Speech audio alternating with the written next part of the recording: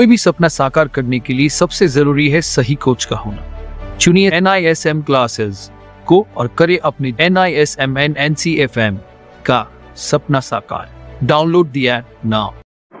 Hello everyone, NISM series 15 research analyst हम इसके mock test कर रहे हैं। तो आज हम चलिए बाकी के मॉक टेस्ट देखते हैं। दोस्तों, मॉक टेस्ट स्टार्ट करने से पहले मैं आपको बता दूं कि हम जो है NISM और NCFM के सारे कोर्सेज प्रोवाइड कराते हैं।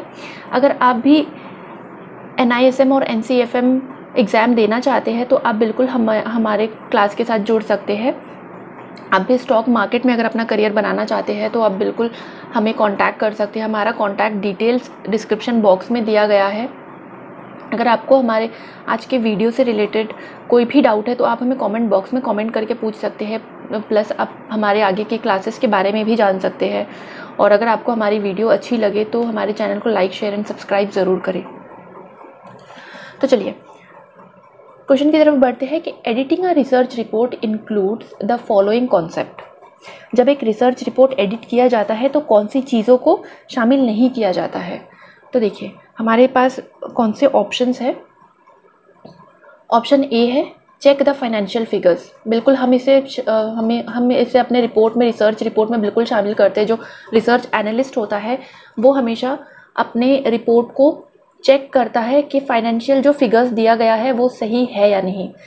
ओके, तो ये जो है हमारा क्वेश्चन है कि इनमें से कौन सा है जिसे शामिल नहीं किया जाता है। तो ऑप्शन ए, इसे शामिल किया जाता है।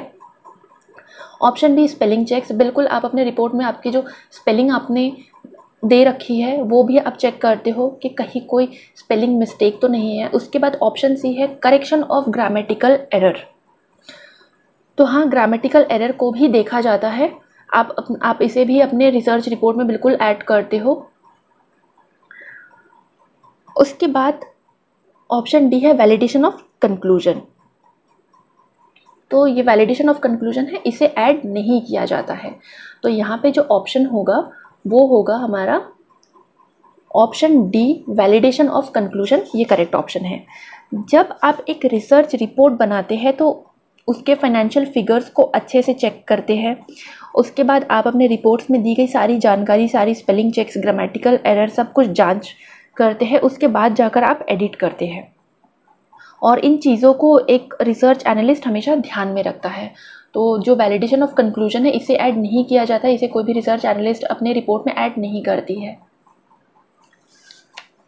अगले क्वेश्चन की तरफ बढ़ते हैं।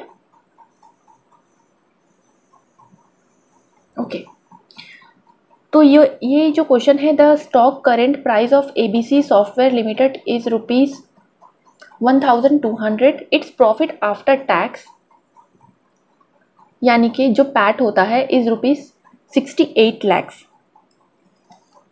Okay, 68 lakhs। The number of outstanding shares are 1 lakh। Calculate PE ratio. Okay, तो ये जो है एक कैलकुलेशन बेस्ड क्वेश्चन है। आपको PE रेशियो का फॉर्मूला पता ही होगा क्योंकि हमने ऑलरेडी क्लास कर रखी है। तो हमने PE रेशियो का फॉर्मूला हमने देखा है। तो यहाँ पे हमें क्या कैलकुलेट करना होगा? हमें कैलकुलेट करना है PE रेशियो। PE रेशियो हमें कैलकुलेट करना है। देखिए जो PE रेशियो का फॉर्मूला है वो यहाँ पे दिया गया है। देखिए क्वेश्चन में market price per share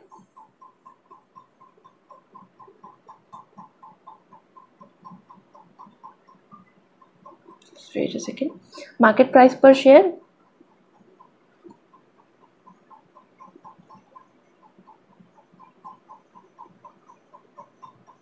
PE ratio का फॉर्मूला है मार्केट प्राइस पर शेयर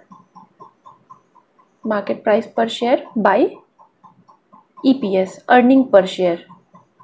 ये है PE रेशियो का formula, market price per share और अर्निंग पर शेयर। हमें मार्केट प्राइस पता है शेयर की। देखिए जो मार्केट प्राइस है वो ये है शेयर की 1200। तो हमें पहले EPS कैलकुलेट करना होगा। और EPS कैसे कैलकुलेट करते हैं? EPS का फॉर्मूला है net income by number of outstanding shares.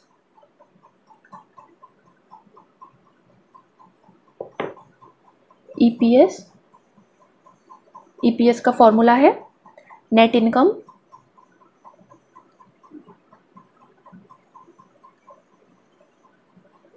Income by outstanding shares.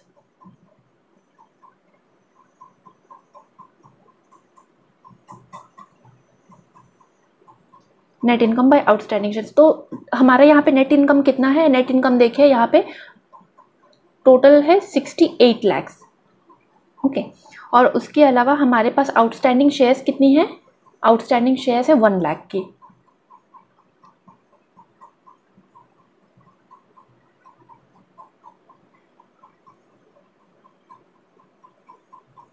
$68 lakh bye 1 lakh, तो यहाँ पे कितना आता है? अगर हम इसे डिवाइड करें तो 68। तो हमें मिल गया EPS। EPS है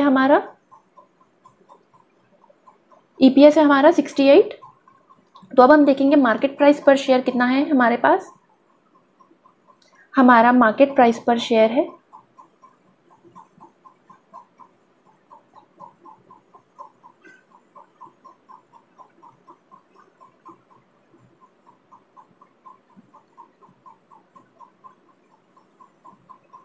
1200 बाय हमारा EPS हमें कितना मिला था?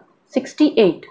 तो जब हम 1200 को 68 के साथ डिवाइड करते हैं तो हमारा आंसर निकलता है 17.64। तो यहाँ पे जो करेक्ट आंसर है हमारा वो है ऑप्शन ए 17.64।